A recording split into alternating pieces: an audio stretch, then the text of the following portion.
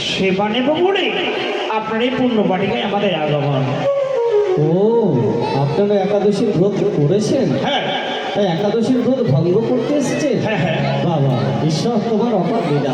তো আসুন, আসুন। আরে খাবো না, সেবা সেবা। বসেন বসেন বসেন।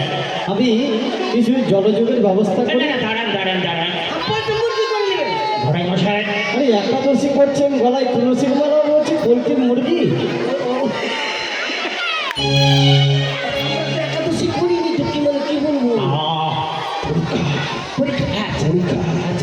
শোনেন, হ্যাঁ বলুন। দেখুন পূর্বের জাজল্যমান সূর্য হ্যাঁ পশ্চিম আকাশে গমন, হ্যাঁ হ্যাঁ হ্যাঁ, তাই আমাদের সেবার প্রয়োজন। তবে কথা কি জানেন, বলুন।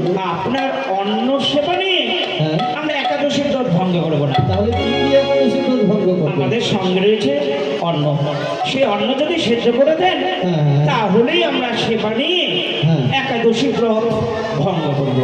ওরা দিয়ে দেন। ও ও, আচ্ছা তাড়াতাড়ি করো বাবা, তাড়াতাড়ি করো। এই নে নে।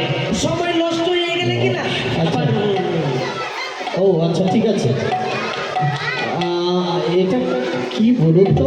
ও এটা কি, এটা অন্য কিছু নয়, এ রয়েছে এক দুই করে লহস্তুটি দণ্ড। লৌহ অষ্টকলায়? এ কি?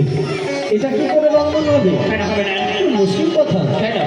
যদি থাকে কেউ শুনি তাহলে নিশ্চয়ই এই লহস্তুটি দণ্ড সিদ্ধ করে দেবে, আর এই সিদ্ধ করে লহস্তুটি দণ্ড সেবা নিয়ে আমরা একাদশী ব্রত পালন করবো। কিন্তু এটা সেদ্ধ হবে কি করে? আমি তো আরে মশাই, হ্যাঁ? আমার বাড়িতে আমার বউ নিজেই সিদ্ধ করে দেয় আমাকে। আপনার আর বউ যদি রান্না না করে পারেন দেয়?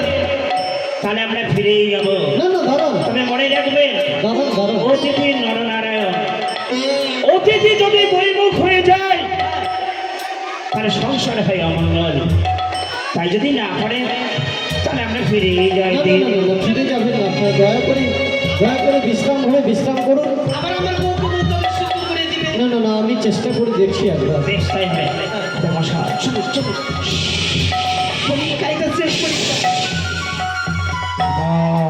হ্যাঁ